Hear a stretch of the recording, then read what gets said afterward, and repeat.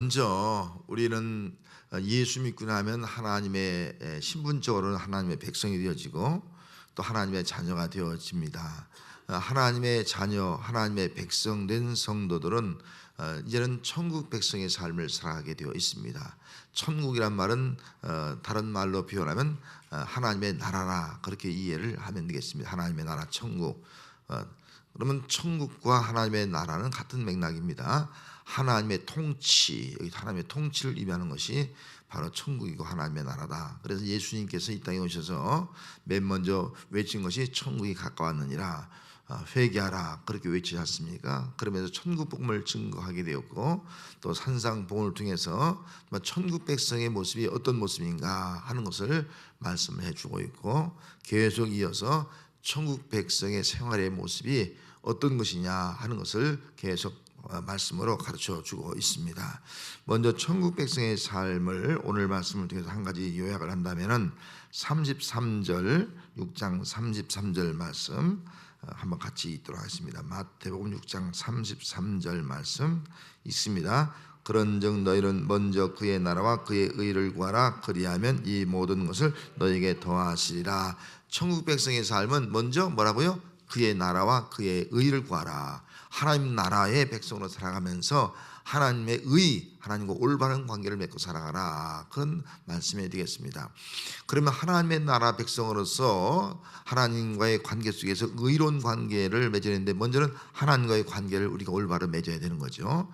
그 다음에 이웃과의, 성도 간의 관계를 올바르게 맺고, 또 물질과의 관계를 올바르게 맺고 살아가는 것, 이것이 바로 하나님 나라의 백성의 삶이다 하는 겁니다. 오늘 말씀은 바로 그런 관계 속에서 여기 하나님과의 관계, 또 물질 관계, 이웃과의 관계, 이 세 가지 관계 측면에서 오늘 말씀을 나누려고 합니다. 자, 첫 번째가 뭐라고요? 금식생활. 금식생활은 누구와의 관계예요? 하나님과의 관계입니다. 하나님과 관계 속에서 우리가 금식을 하게 되는 겁니다. 자, 금식할 때 첫 번째 제 1번이 뭐예요? 사람에게 보이려고 하지 말라. 마태복음 6장 16절 말씀 같이 한번 읽습니다. 금식할 때 너희는 외식하는 자들과 같이 슬픈 기색을 보이지 말라. 그들은 사람에게 보이려고 얼굴을 흉하게 하느니라. 내가 진실로 너에게 이르노니 그들은 자기 상을 이미 받았느니라. 아멘. 금식할 때 어떻게 하라고요? 사람에게 보이려고 해서 안 된다, 그렇게 말씀하고 있습니다. 여기 유대인들은 보통 금식을 일주일에 2번을 했다 그래요. 월요일과 목요일 날 정기적으로 금식을 했습니다. 누가복음 18장 12절 말씀에 가서 보면은 어떤 바리새인들이 이렇게 말합니다. 나는 일에 2번 금식하고, 일회에 일주일 동안 2번 금식하고 소득의 11조를 드리나이다, 그렇게 말한 것을 찾아볼 수가 있습니다. 그런 것을 볼 때 그들 일주일에 2번씩, 경건한 사람들이니까 2번씩 꼭 금식하면서 10의 1조를 드린 것을 알 수가 있습니다.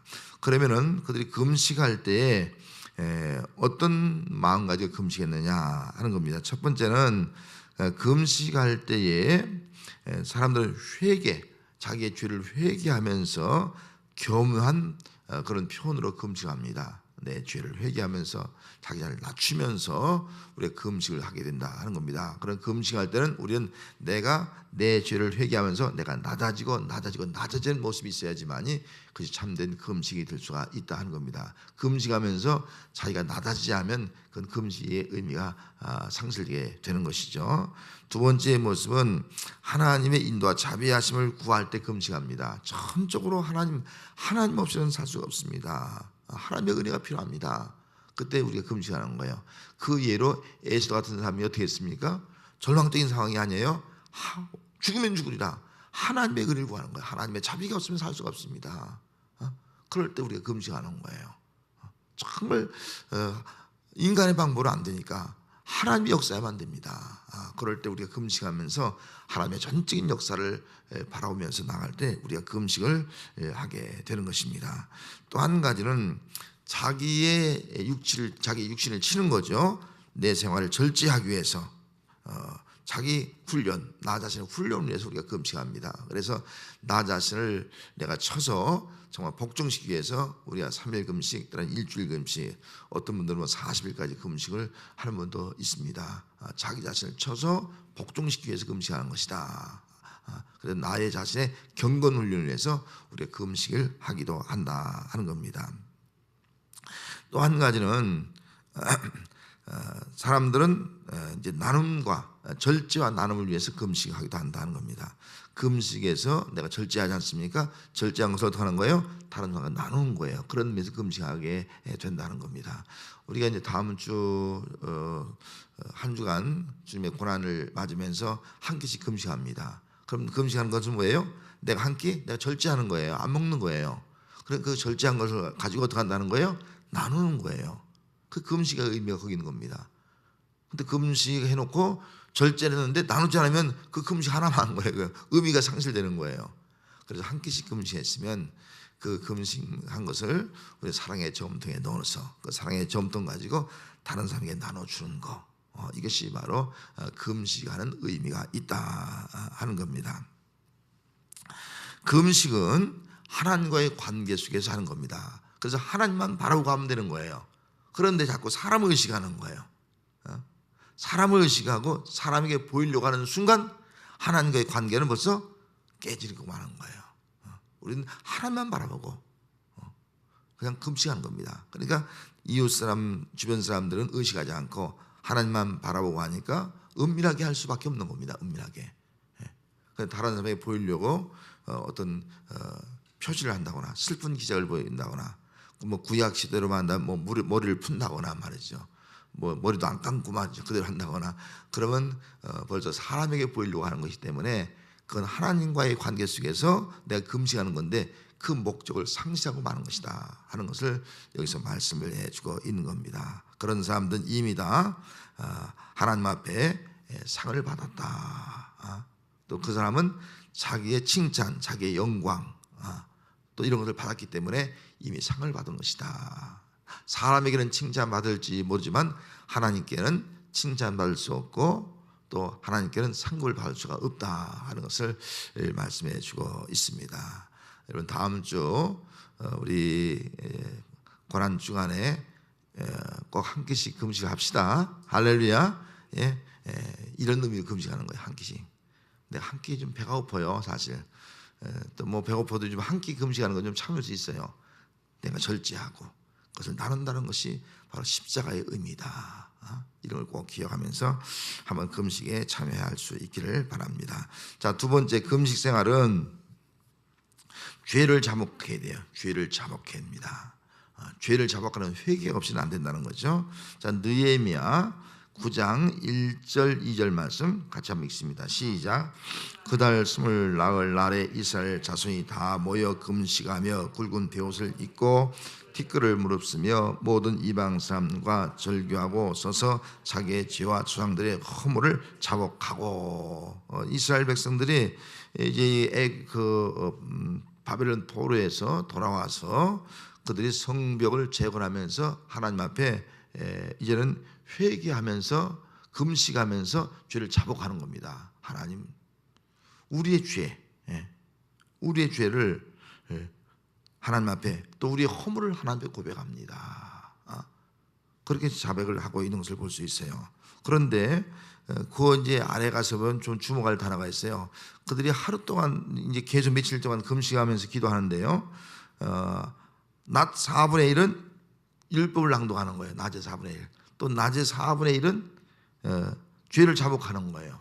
그러니까 그냥 무조건 금식만 하는 것이 아니라 성경을 읽으면서 성경을 낭독하면서 금식하는 거예요. 성경을 읽고 또 회개하고 성경을 읽고 회개하고 그렇게 금식하면서 기도하는 것을 볼 수 있습니다. 그러면은 왜 회개할 때 자기 죄를 자복할 때 성경을 읽고 그 다음에 회개하는 이유가 뭐예요? 죄를 자복하는 이유가 뭐예요? 예? 하나님 말씀을 따라서 회개하는 겁니다. 하나님 말씀에 비춰보는 거예요. 말씀이 없이는 내 죄를 알 수가 없어요. 우리는 성경 말씀에 비춰야지만이 거울이에요. 내 죄와 허물이 다 드러나는 거예요. 근데 성경 말씀 읽지 않으면 내가 무슨 죄 지었지? 하나도 기억이 안 나. 진정한 회개가 될 수가 없는 거예요. 그래서 하나님 말씀을 비추어서 내가 회개하는 거예요. 말씀을 비출 때 내 죄를 알 수가 있는 겁니다. 말씀 없이 기도하면 그냥 진정한 회개가 될 수 없고 참된 회개가 이루어지지 않게 된다는 것을 알 수가 있습니다. 그래서 이스라엘 백성들은 하나님 말씀에 붙잡고 자복하면서 주장들 때문에 또 우리들 때문에 지은 그 모든 죄 허물 다 청산을 하고 금식하면서 이제는 새로운 이스라엘 백성들이 새롭게 성벽을 세우고 새롭게 성전을 건축하고 새로운 언약의 백성으로 살아가겠다는 그런 헌신과 결단, 이것이 바로 금식을 하게 된 그런 이유가 되는 겁니다. 죄를 자복하면서 다시는 이제는 우리는 그런 죄악 가운데 머물지 않겠습니다. 예배당을 성전을 지어놓고 성벽을 지어놓고 또 어떤 예배 회복, 또 제장들도 그 당시에 잘못된 적이 많았거든요. 그 제장들도 또 자기의 모든 것들을 고백하면서 제장들이 회복되어서 온전한 모습을 가지고 하나님께 예배해 드리면서 하나님의 거룩한 백성으로 살아가는 그런 회복의 역사가, 새로운 삶의 결단이 바로 이 금식을 통해서 나타나게 되었다 하는 겁니다. 다음 주 한 끼씩 우리가 금식하지만 이 금식을 통해서 어떻게 돼요? 우리는 말씀을 비춰서 내 죄를 회개한 다음에 새로운 헌신의 자리로 나갈 수 있는 우리의 신앙이 되어야 할 점이 있습니다. 이것이 바로 우리 금식의 의미다 하는 겁니다. 마지막 금식 한 가지 더, 문제가 있을 때 금식하라. 그냥 시도 때도 없이 그냥 금식하지 말고 어떤 문제가 있을 때, 중대한 문제가 있을 때 금식을 하라는 거예요. 사도행전 13장 2절 말씀 같이 한번 읽습니다. 주를 섬겨 금식할 때 성령이 이르시되 내가 불러 시키는 일을 위하여 바나바와 사울을 따로 세우라. 아멘. 자, 이 말씀의 의미는 스데반 집사의 일로 인해서, 순교로 인해서 다 백성들이 흩어지게 됩니다. 흩어진 사람들이 사마리아에서 가서 복음 증거하고 또 안디옥, 이방 지역의 안디옥은 이방 안디옥까지 가서 복음을 증거하게 됩니다. 그런데 놀라운 것은요, 유대인들, 예루살렘은, 사마리아에는 유대인이지만은 혼혈족들, 다문화 가정들이 많은 그런 순수 혈통이 아니라고 볼 수 있겠죠. 안디옥은 완전 이방입니다. 이방 지역까지 복음을 증거하는 거예요. 헬라인에게 복음을 증거했습니다. 놀라운 일이 벌어진 거예요. 이 안디옥에 있는 이방 사람들이 유대인이 아니라 이방 사람들이 다 예수 믿는 거예요. 허다한 사람이 예수 믿는 거예요. 놀라운 역사가 나타나는 겁니다. 어떻게 이런 일이 일어날 수 있을까? 그래서 이 바나바가 너무나 깜짝 놀라서 말이죠, 성경권을 공부를 가르치는데 혼자 가르칠 수가 없는 거예요. 그래서 예루살렘에 있는 바울을 부르는 거예요. 와서 도와달라. 그래서 바울이 와서 1년 동안 하나님의 말씀을 잘 가르칩니다. 1년 동안 가르친 거예요. 가르치고 나니까 그때서 비로소 그들의 이름을 뭐라고요? 그리스도인이라 불렀더라. 아, 그리스도인이 참된 그리스도인이었구나. 정말 예수 믿는 사람이다. 그리스도인이라 인정을 받게 되었습니다. 그리고 나서 중대한 문제가 생겼습니다. 우리 안디옥 교가 복음을 받았으니까 우리들도 복음을 전해야 되지 않겠느냐. 뭔가 선교사를 좀 파송해야 되지 않겠느냐. 누가 하느냐, 그러면 누가 하느냐. 이런 문제가 발생하게 된 거예요. 그래서 이 중대한 문제 가지고 어떻게 한 거예요? 그들이 금식한 거예요. 금식 기도하면서 성령의 인도를 받는 거예요. 인간적으로 하지 않고. 금식한 결과 성령이 뭐라고 말씀했어요? 예? 성령이 오늘 그 말씀에 내가 불러시킨 일을 위하여 누구라고요? 바나바 사울을 따로 세우라. 그런 음성이 듣게 된 거예요. 성령이 바나바와 바울을 따로 세워서 누가? 바나바와 바울이 선교사로 가라. 어이구 큰일 났네요. 그럼 우리 그럼 안디옥교는 어떡합니까? 가장 중요한 지도자가 빠지면 큰일 나지 않습니까? 걱정이 되잖아요. 근데 성령이 역사한 거예요. 금식하면서. 그래 거기 거역할 수가 없는 거예요. 그래 금식한 다음에 이제 바울과 바나바를 파송해서 세계 1차 전도 여행을 떠나게 됩니다. 그 일로 인해서 사도 바울이 1차, 2차, 3차 복음을 증거하면서 전 세계를 복음화시킬 수 있는 그런 놀라운 역사가 최초로 이 안디옥 교회를 통해서 일어나게 되었다 하는 겁니다. 근데 안디옥 교회가 금식한 것은 단순히 인간이 계획하고 인간이 결정하기 위해서 한 것이 아니에요. 누구의 결정? 성령님의 결정. 금식에서 말이죠. 중대한 문제를 때 우리 금식하면 기도하는 거예요. 누구의 인도를 받는 거예요? 성령의 인도를 받는 거예요. 하나님의 일, 하나님의 시킨 일을 우리가 감당하자 하는 겁니다. 여러분 인생에 정말 힘들고 어려운 일이 있을 때 금식합시다. 정말 중대한 문제할 때 금식하면 그때 누가 말씀한다는 거예요? 성령이 역사합니다. 성령이 말씀하는 거예요. 그 말씀에 순종할 때 하나님의 놀라운 역사가 나타나게 될 줄로 믿습니다. 자, 두 번째는 뭐라고요? 자, 재물 생활입니다. 그럼 우리와 어떤 관계예요? 우리와는 성도와, 아까는 성도와 하나님 관계, 하나님과 성도와, 이번엔 성도와 물질 관계예요. 물질. 우리 먼저 하나님과의 관계가 얼마나 중요한지 모릅니다. 또 물질 관계도 중요하다는 거예요. 자, 먼저 재물 생활, 마태복음 6장 19절 말씀이에요. 자, 19절 말씀은 쭉 기록되어 있는데, 먼저 여기 19절에 보면은, 자, 19절, 보물을 어디에 쌓아두라 했어요? 예? 땅에 쌓아두지 말라. 그리고 보물을 어디에 쌓아두라 했어요? 하늘에 쌓아두라. 여러분, 왜 보물을 땅에 쌓아두지 말고 보물을 하늘에 쌓아두라 그렇게 말한 이유가 뭐예요? 바로 20절 말씀에 뭐예요? 19절 20절 말씀에 이 땅에 놓으면 조미 먹고 독누이 먹고 또 도둑이 구멍을 뚫고 도둑질하고 말이에요. 다 사라질 수 있다는 거예요. 그래서 하늘에 쌓아두면 어떻게 하는 거예요? 영원히 보장받는다는 거예요. 저축이 된다는 거예요. 이걸 다르게 말하면은, 내 보물을 땅에 쌓아놓으면 우리 관심이 어디 있어요? 여기 성경 말씀이 뭐라 했어요? 무엇에 있는 것에 무엇이 있다고요? 21절에 내 보물이 있는 것에 내 마음도 있는 거예요. 내 물질을 땅에 쌓아두면 내 마음이 어디 있어요? 땅에 있는 거예요. 땅에 있으니까 걱정 의심이, 이 돈을 어디로 날라갈까, 또 훔쳐갈까, 어디 썩지 않을까, 어떻게 없을까, 늘 걱정인 거예요. 우리 마음이 땅에 있는 거예요. 그런데 보물을 하늘에 쌓아두면 우리 마음이 어디 있는 거예요?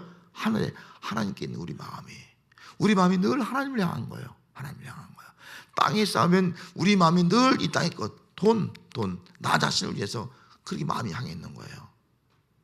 그건 천국 백성의 삶이 아니죠.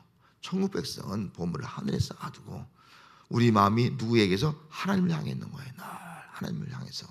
이것이 바로 천국 백성의 삶의 모습이다 하는 것을 알 수가 있습니다. 땅의 것을 생각하면 욕심이 생기고, 또 땅의 것을 생각하면은 원망 불평이 나오게 되어 있어요. 속상한 일이 많으니까, 불안하니까. 그러나 하나님을 생각하고 우리 마음이 하나님께 가면 뭐예요? 모든 것이 다 하나님의 은혜입니다. 이 물질 하나님의 은혜입니다. 감사할 수밖에 없는 겁니다. 여러분, 우리의 물질 땅에 쌓아주지 말고 우리 물질을 하늘에 쌓아둘 수 있는, 우리 마음이 늘 어디에요? 하나님께 가 있는 그런 성도로 신앙생활 하시길 바랍니다. 그럴 때 하나님의 은혜로 말미암아 우리 감사가 넘치게 된다. 땅의 것을 바라보는, 위의 것을 바라보는 그런 자가 되는 거예요. 지난번에 말씀드린 대로 짐승과 사람의 차이점이 뭐예요? 하나님 왜 짐승은 겨다니게 만들었어요? 땅의 것만 바라보라고. 사람은 왜 이렇게 서서 걸어가게 만들었어요? 하늘을 바라보는 거예요. 우리는 하나님의 형상대로 만든 거예요. 우리는 하늘을 바라봐야 돼요. 우리는 하나님을 바라보는 거예요. 이게 우리 인간의 본질이에요. 하늘을 바라보면서 하늘의 물질을 쌓아두는 삶, 이것이 바로 우리의 삶의 모습이다 하는 것을 기억하면서 우리 마음이 늘 하나님께 있는 그런 믿음의 삶을 살아갈 때 우리 마음에 감사가 넘치게 될 줄로 믿습니다. 그 다음에 두 번째 모습은 그 다음에 첫 번째 모습, 하나님의 것을 구분하자는 거죠. 하나님의 것을 구분하자. 성경 말씀 말라기 3장 8절 같이 읽습니다. 시작. 사람이 어찌 하나님의 것을 도둑질하겠느냐? 그러나 너희는 나의 것을 도둑질하고도 말하기를 우리가 어떻게 주의 것을 도둑질하였나이까 하는도다. 이는 곧 11조와 봉헌물이라. 자, 우리는 물질 생활은요, 하나님의 것과 내 것을 구분할 줄 알아야 돼요. 엄밀히 내 것은 없어요. 다 하나님 주신 것이죠. 그걸 구분할 줄 알아야 돼요. 그럼 하나님의 것은 오늘 성경 말씀에 뭐라 그랬어요? 11조와 봉헌물이라고 했어요. 11조는 하나님의 것이라는 거예요. 시편 24편 1절 말씀에도 뭐라고 말씀하고 있는 거 아니? 땅과 거기 충만한 것과 세계와 그 가운데 사는 자들은 다 여호와의 것이라. 땅과 이 땅의 모든 것은 다 하나님의 것이라는 거예요. 사람도 모든 것이 하나님의 것이라는 거예요. 이게 성경입니다. 성경은 다 하나님의 것이라는 거예요. 하나님의 창조이기 때문에. 그런데 우리 인간에게 준 거예요. 너 써라. 다 공기, 물질 다 준 거예요. 다 준 거예요. 그리고 나서 그 증거로 하나님 앞에 10의 1조를 드리라. 10의 1조를 드리라. 그렇게 말씀했어요. 그래서 11조는 누구 것이라고요? 내 것. 다 하나님의 것이지만 하나님이 주셔서 내 것 가지고 너희 살아가는 거니까 11조는 내 것이다. 구별하라. 그렇게 명령한 거예요. 그런데 이 당시에 그 당시에 이스라엘 백성들이 타락의 요인이 뭐예요? 하나님의 것과 내 것을 구분하지 않은 거예요. 하나님의 것이라고 하는 그런 믿음이 없는 거예요. 그래서 하나님의 것을 어떻게 한 거예요? 예? 사람이 어찌 하나님의 것을 도둑질하겠느냐? 하나님과 도둑질하는 거예요. 11조 떼먹는 거예요. 11조 안 드리는 거예요. 여러분 11조 뭐 드리고 안 드리고 이 문제가 신앙생활은 중요한 문제가 되는 겁니다. 11조 드리고 11조 드리는 사람은요 다 하나님 주셨습니다. 이 고백이 있는 거예요. 하나님의 것입니다. 이 고백이 있는 거예요.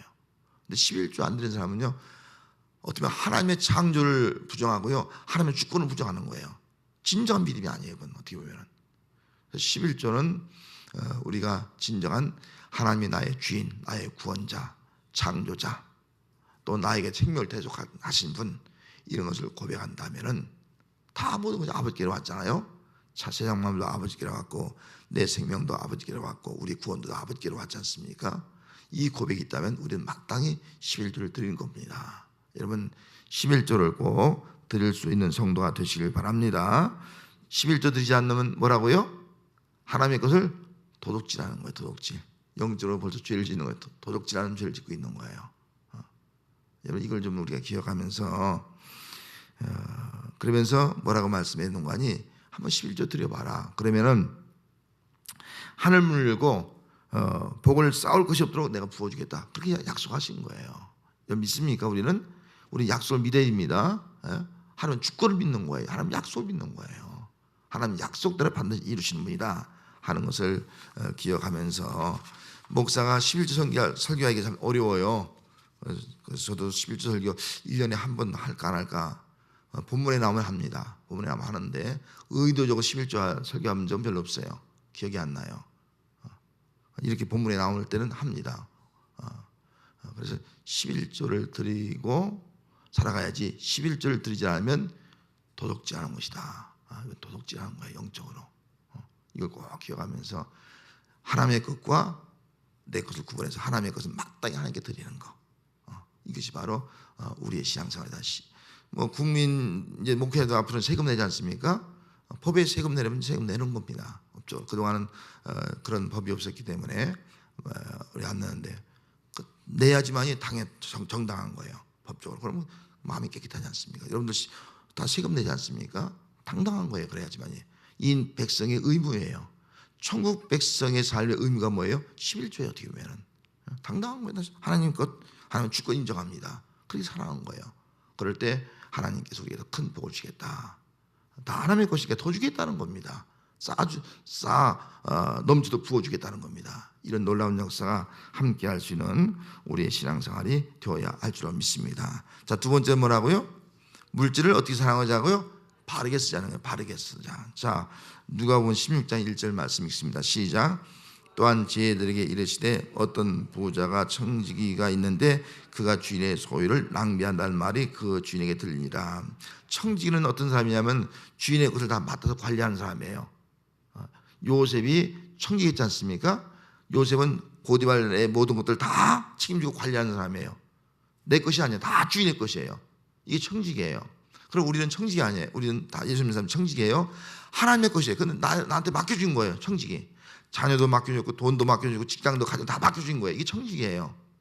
이게 우리의 신앙의 고백이거든요. 자, 그런데 이 청지기가 주인의 소유를 낭비하는 거예요. 막 낭비하는 거예요. 재물은 낭비해서 안 된다는 거예요. 낭비. 왜? 내 것이 아니야. 하나님 주신 것이야. 내 마음대로 막 낭비해서 안 된다는 거예요. 그래서 이 낭비란 말이 어디에 쓰였는가 하면 탕자의 비유 있지 않습니까? 탕자의 비유는 아버지 유산을 다 상속받았지 않습니까? 다 상속받은 거예요. 그 물질을 가지고 먼 나라에 가서 허랑방탕하여 어떻게 했다고요? 낭비한 거예요. 낭비가 뭐예요? 자기 마음대로 헛되게 쓰는 거예요. 헛되게. 먹고 마시고 막 헛되게 써버리는 거예요. 가치가 없이 써버리는 거예요. 낭비하는 거예요. 다 낭비한 다음에 부끄러운 모습 가지고 돌아오지 않습니까? 오늘 우리가 이 물질은 낭비해서는 안 된다는 거예요. 바르게 써야 된다는, 바르게. 그러면 낭비하지 말고 바르게 쓴다는 것이 뭐예요? 이 청지기가 낭비한다는 그 말을 귀인 듣고 나서 너 청지기 직분 자르겠다, 그런 말을 합니다. 그거 더 겁난 거야. 야, 큰일 났다, 이거는 내가 잘리면 안 되지. 그래갖고선 그 물질 가지고 지혜를 활용해서 주인에게 빚진 사람들 다 부른 거예요. 너 얼마냐? 너 만약 가는 데서 100만 원 빚졌느냐? 내가 탕감해주다. 다 탕감해 증서를 써준 거예요.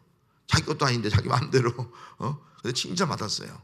왜? 재물을 가지고 낭비하지 않고 이제는 뭐예요? 바르게 썼다는 거예요. 바르게 썼다는 거예요. 칭찬받은 거예요. 자, 우리는 이 말씀을 생각하면서 하나님이 주신 물질은요, 하나님이 주신 지혜 가지고 바르게 쓰자. 바르게. 할렐루야. 돈은 쓰기 위해서 버는 것이 아니겠어요? 그죠? 예? 평생 모아두려고 그런 사람 없잖아요. 그죠? 난 돈 벌어서 평생 모아두겠다. 그리고 모아두었다가 다 놓고 죽겠다. 그런 사람 아무도 없을 거예요. 쓰기 위해서 버는 겁니다. 어떻게 해서 바르게 쓰자는 거예요. 바르게. 하나님이 기뻐하는 모습 갖고 쓰자는 거야. 낭비하지 말고. 이런 모습이 바로 천국 백성인 우리 성도의 모습이 되어야 합니다. 자, 세 번째 뭐라고요? 선한 일에 사용하자. 에베소 4장 28절. 맞습니다. 다시 읽습니다.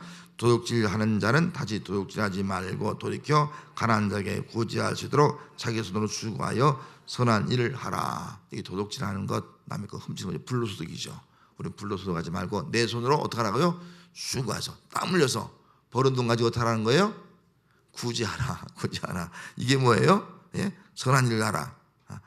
가난한 자를 구제하는 것이 바로 선한 일이라는 거예요. 아까 말씀드린 대로 우리는 민자들은 나누는 자가 되는 거예요. 나 자신만 해서 살지 말고 가난한 자가 있으면 나눠줄 수 있는 것이 바로 선한 일이다. 그래서 예수 믿는 사람들은 선한 일을 해야 됩니다. 선한 일. 성경에 보면 선한 일은 누구밖에 없다 그랬어요? 선하시는 하나님 한 분밖에 없다. 그렇게 말씀했습니다. 선한 일을 한다는 것은 하나님이 기뻐하는 일을 한다고 우리가 이해를 하면 돼요. 하나님 보시기에 기뻐하는 일을 한다. 다시 말하면 선한 일을 하면 어떤 열매를 맺어요? 선한 열매를 많이 맺어서 그 열매 가지고 어떻게 한다는 거예요? 하나님 아버지께 영광을 누리는 거예요. 우리는 정말 선한 일을 하는 거, 하나님이 기뻐하신 일을 하는 거, 이것이 바로 오늘 우리의 모습이 되어야 합니다. 성경 말씀하고 있습니다. 우리가 여기 성경에 보면은 사도행전 20장 35절 이하에 보면은 뭐라고 말씀하고 있는 거니? 범사에 여러분에게 모범을 보여준 바와 같이 수고하여 약한 사람들 돕고 또 주 예수께서 친히 말씀하심과 주는 것이 받는 것보다 복이 있도다 하심을 기억하라. 그렇게 말씀했어요. 수고하여 약한 사람을 도와주라. 받는 것보다 주는 것이 복이 있다. 그런 말씀한 거예요.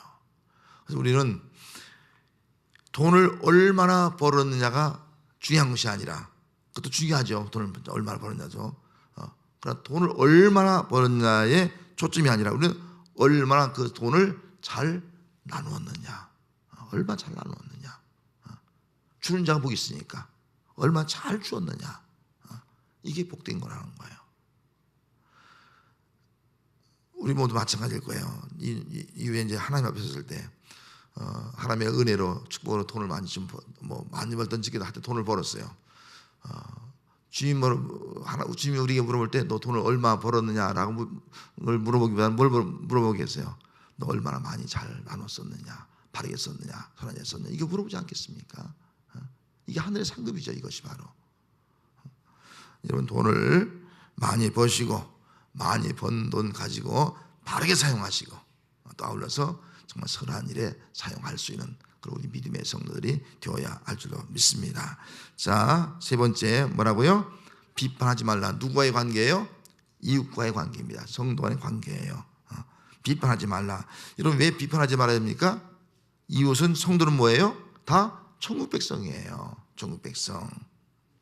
비판하면 비판을 그대로 받을 것이다 말씀하고 있습니다. 비판하는 성도는 남의 눈 속에는 티를 보고 비판하는 거예요. 남의 눈 속에는 작은 허물을 보고 비판하는 거예요. 자기의 눈 속에는 들보를 모르는 거예요. 들보. 그래서 먼저 내 눈 속에 들보를 빼라. 남을 비판하기 전에 내 죄가 얼마나 큰가를 먼저 알라는 거예요. 비판하기 전에 자기 속에 있는 이 죄부터 회개하라는 거예요. 그러니까 우리는 비판이 얼마나 참 두려운지 몰라요. 남 비판하는 거, 판단하는 거 얼마나 두려운지 몰라요. 왜? 내 눈에 들보를 보지 못하면서 남의 눈에 티를 보는 거예요. 저는 왜 남의 눈에 들보를 티를 자기 눈에 그 들보를 보지 못할까? 남의 티를 보면서 말이죠. 우리는 자기 자신에 대한 관대, 자기 자신은 나는 무한하게 관대. 자기 자신은 다 자기는 용서해, 다 이해해. 남은 이만큼도 이해 못해. 이게 우리 모습인 거예요. 그래서 우리는 비판하는 것을 우리는 삼가 조심해야 된다. 자, 첫째는 뭐라고요? 나는 재판관이 아니다. 나는 재판장이 아니기 때문에 우리는 남으로 한번 판단하면 안 된다는 거예요. 자, 야고보서 4장 12절 말씀 읽습니다. 시작. 입법자 재판관은 오직 한 분이시니 능히 구원하기도 하시며 멸하기도 하시느니라. 너희는 누구의 이웃을 판단? 너는 누구의 이웃을 판단하냐? 넌 누구의 판단하냐? 이렇게 우리가 판단을 묻는 거예요. 겁나지 않아요? 재판관은 누구밖에 없다고요? 하나님 한 분밖에 없어요. 하나님 한 분밖에 없는데 네가 누구야? 함부로 네가 나냐? 내가 너한테 심판의 권세를 줬느냐? 그렇게 물으면 어떡할 거예요? 조심해야 돼요. 예수 믿는 사람들은 또 판단하는 것이, 판단할 수 있는 재판관은 오직 하나님밖에 없어요. 그러니까 하나님께 맡겨야 돼. 우리는 재판은, 심판을 맡기는 거예요. 심판 맡기고 우리는 그 사람을 위해서 기도하면 돼요. 기도하면.